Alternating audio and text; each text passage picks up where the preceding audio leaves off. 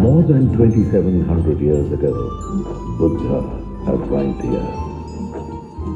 And from this very spot, where you are seated, he delivered his first sermon, setting a new doctrine relevant to the mankind beyond borders and racial barriers.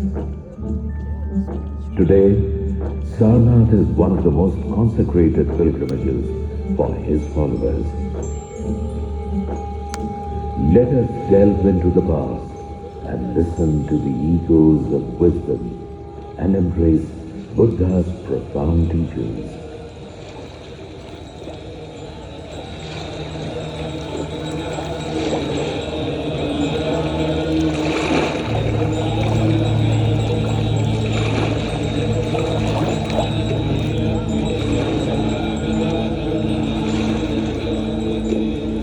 Not too far away from here is one of the ancient living cities in the world, known in history by many names. Kashi, then Banaras, and now Varanasi.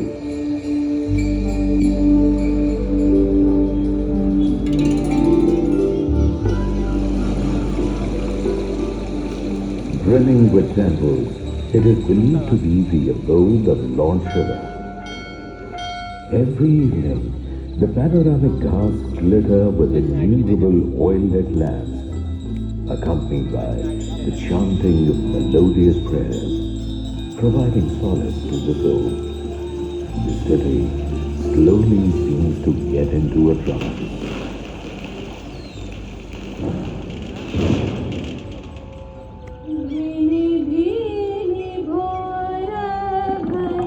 Varanasi has been the epicenter of art, culture, spirituality and knowledge. Many instruments of music and dance have originated from here.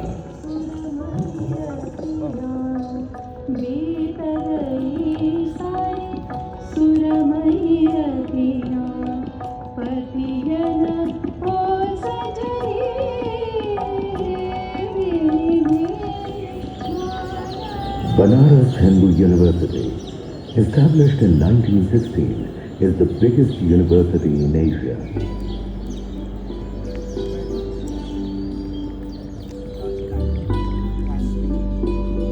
The holy fire at Manikarnika Ghat is eternal.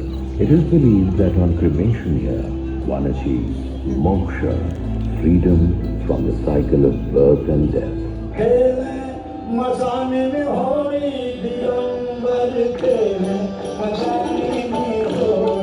Figuratively, death is a celebration here. Lord Shiva dances every day around this eternal fire.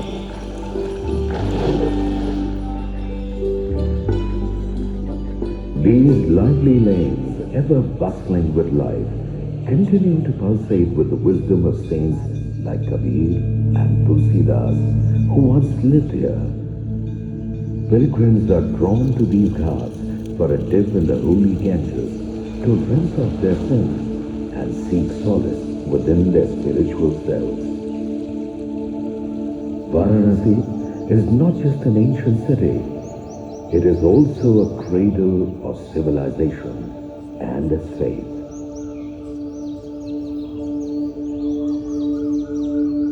How did these cities come into existence? Who built them? Palaces and forts tell us that they were a part of kingdoms of great kings, who must have raised these cities and palaces. Some kings were lost in the mist of history, and some made a mark on it with their valor. There were some, however, who were born in the family of warriors but did never become one, nor did they extend their empires. Today we will tell you the story of such a prince who, though born in royalty, gave up all his comforts and luxuries and chose to walk an arduous spiritual path in the search of the panacea to human suffering.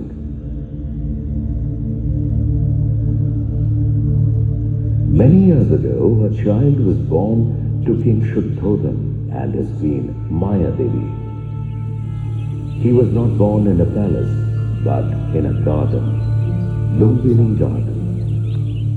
A prince was born. The glow of sun on his face signaled a good omen. And the planetary positions at the time indicated that the child was destined to either become a great ruler or a spiritual guru. He was named Siddhartha. King Shuddhodhan wanted Siddhartha to inherit his kingdom and be a great king. He isolated the prince from the outside world out of the fear that if he left the palace, he would surely take up the spiritual path. Siddhartha was given the best of training, learning, and all the trappings fit for a prince, and with the passage of time, he grew up as a skilled and handsome prince in the royal family of warriors. A prince who was cocooned inside the palace amidst extreme luxury, away from the reality and miseries of the world. But one day, while on the terrace of the palace, he saw something which he could not fathom. A reality beyond his imagination. This made him curious. I have never seen them before. What kind of people live there? Are they different? I do not know them. Have never seen them, but I wish to see them now. One day, in the early hours, Siddhartha quietly left the palace with his friend to see this unknown world. The breeze is as cool as it is in the palace.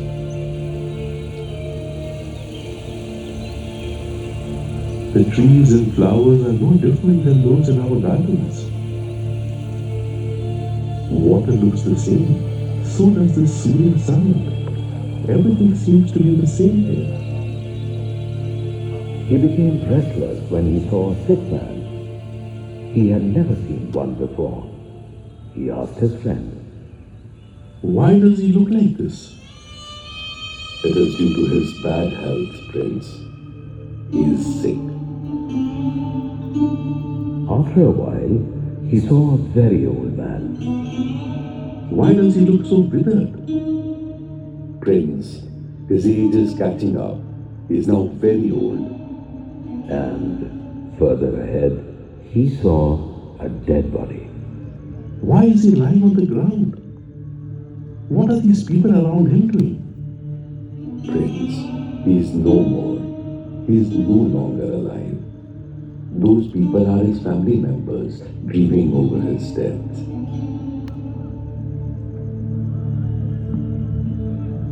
Does this happen to everyone? Will it happen to members of my family too? And my childhood friends also? Will every person suffer this way? Everyone? Prince, no one can escape it. Someday we may be sick. We shall also age and face death. No one can escape it. Siddhartha realized that the life inside the palace was far removed from the realities of the outside world, and that the luxuries of his palace, or his healthy body, or his rejoicing youth do not mean much. He recognized that sickness, old age, and death are inevitable, and yet, with no immediate answers to his query on the true meaning of it, his mind continued to be full of disturbing uncertainties. He was beginning to realize that only after finding the meaning of the true nature of the life cycle, one can transcend the human sufferings. He also realized that there is much more to see and explore to get to the truth. He started going out, now more often and alone, to calm his spiritual unrest and clear his doubt. One day, he saw an ascetic, deeply immersed in meditation. The ascetic slowly opened his eyes and looked at Siddhartha. Their eyes met, silently corroborating their thoughts.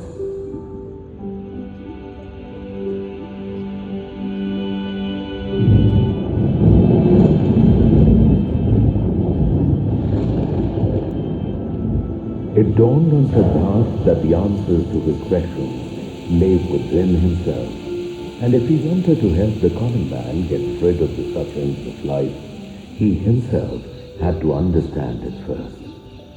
His decision to go on a quest was beginning to take root. Siddhartha sensed that he cannot embark upon his mission without giving up his emotional bonds. He must leave the palace to live the life of a mendicant. One night, Siddhartha left the palace, leaving behind his wife, son, and all that belonged to him.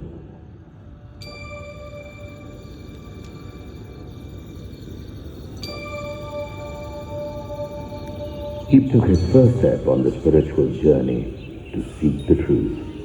He turned from a prince to an ascetic. While treading on new paths, Siddhartha met many hermits and sages and learnt many ascetic practices, mastering them and gradually immersing himself into self-introspection. In one of the ashrams, a group of 5 monks, Kaudinya, Mahanaman, Bhagdire, and Ashwati, saw Siddhartha in a deep meditation. Who is he? Look at the divine peace on his face. He looks unperturbed by the outside world. He is fully absorbed in his deep meditation. We should remain with him and follow his ways. That will surely lead us to enlightenment. They became the first followers of Siddhartha, adopted his methods of meditation, and progressed in their own pursuit.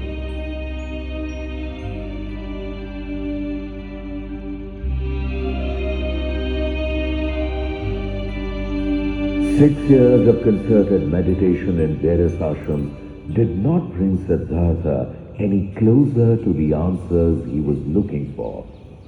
He realized that it was still a long way to go, and the time available with him was merely one lifetime, within which he, like a single earthen oil lamp, must first get enlightened with the truth and then light up the lamps of truth in the people around him. When we light a single lamp, it goes off after a few hours. But if several lamps are lit with single lamp, we can create unending light to illuminate the lives of many more.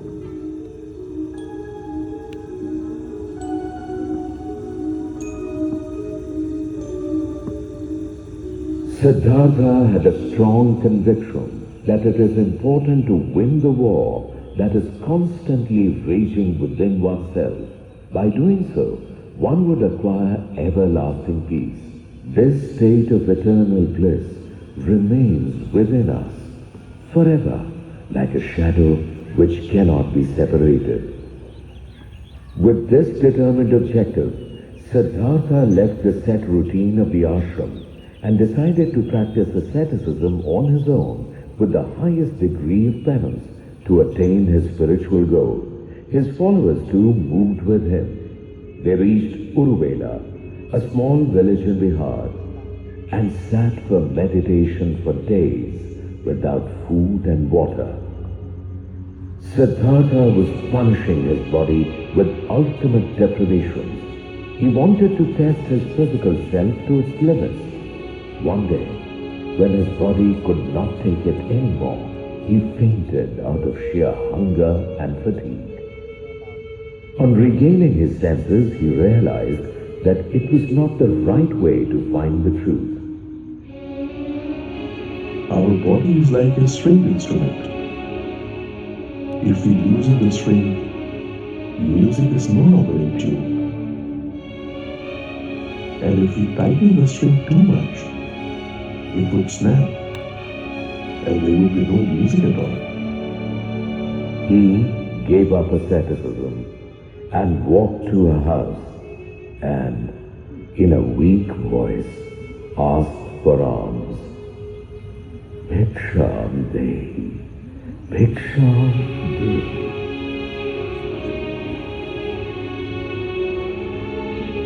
When Siddhartha's 5 followers saw this, they felt cheated.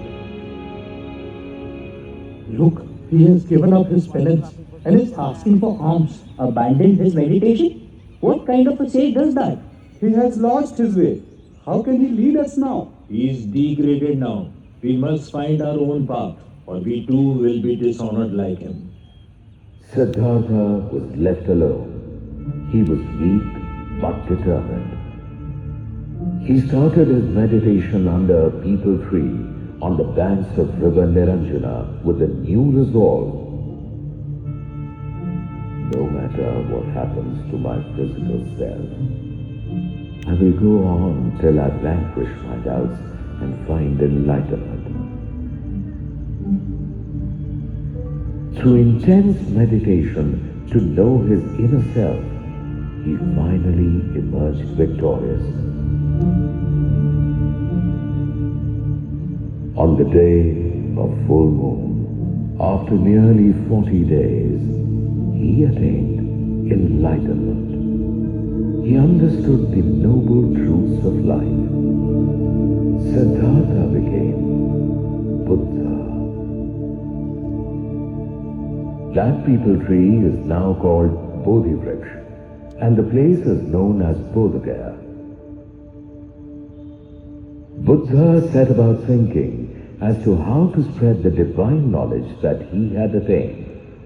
Who could be the people spiritually attuned to accept this knowledge?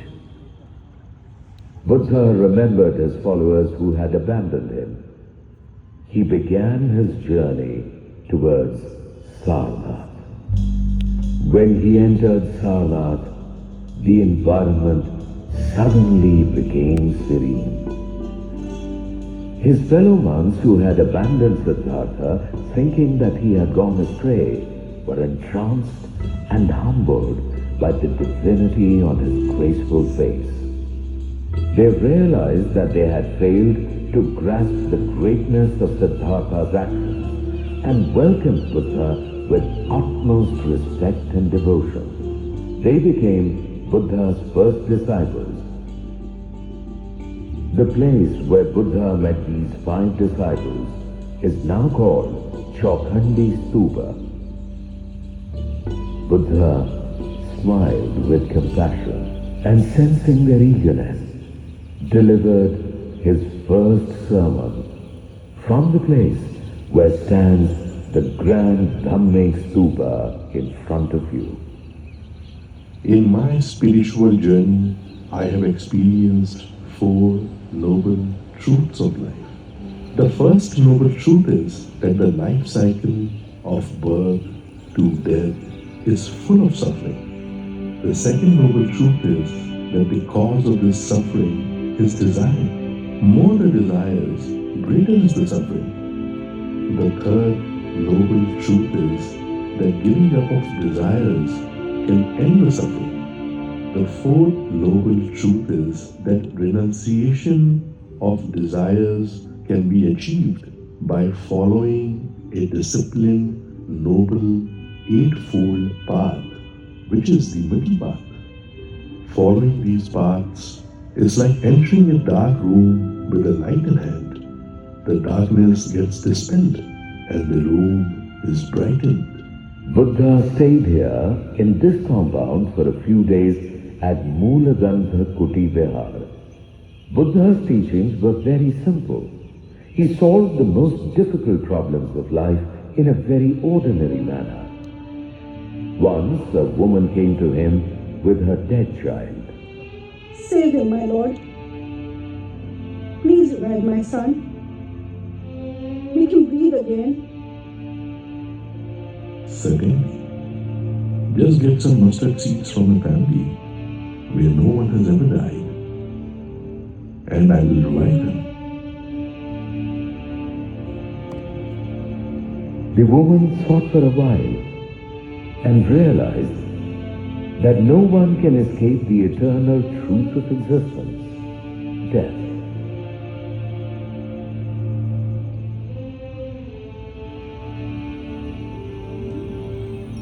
Once an angry farmer started abusing Buddha. He reached his limit of agitation and exhaustion, but Buddha remained calm. Regretting his mistake, the farmer asked Buddha, I have been cursing you for so long. Don't you feel angry? As long as I am not carrying any thought of resentment, no matter what you do to me, I cannot be angry with you. Your abuses are still with you. anger is our enemy. It shatters our tranquility. It destroys us. No matter how violent the turmoil of thoughts and emotions within us is, when it calms down, we find serenity, the ultimate state of being.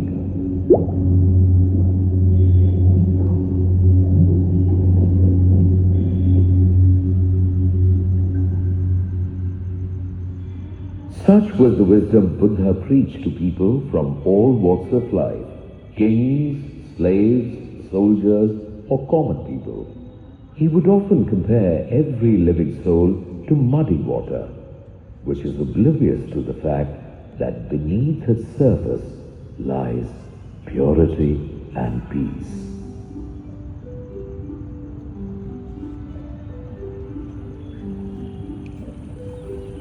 How does the water of a pond look like after people have used it for bathing, washing, and for everyday needs? Dirty? But is the water really dirty? No. If left unperturbed, its dirt will settle down after some time, and the water will achieve its true form, clean and calm.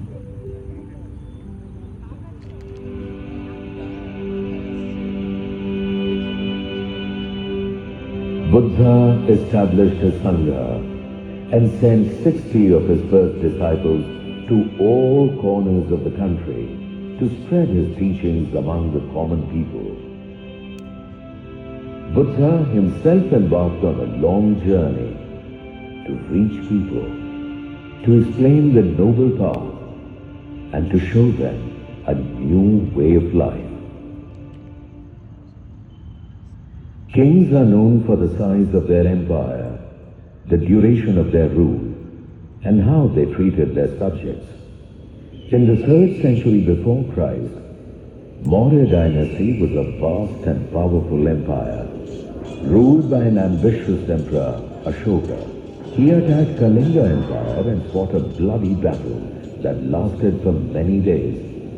Ashoka was victorious, but the victory left him soaked in the blood of hundreds of thousands of soldiers, mercilessly killed. This wanton destruction shook Ashoka to the core.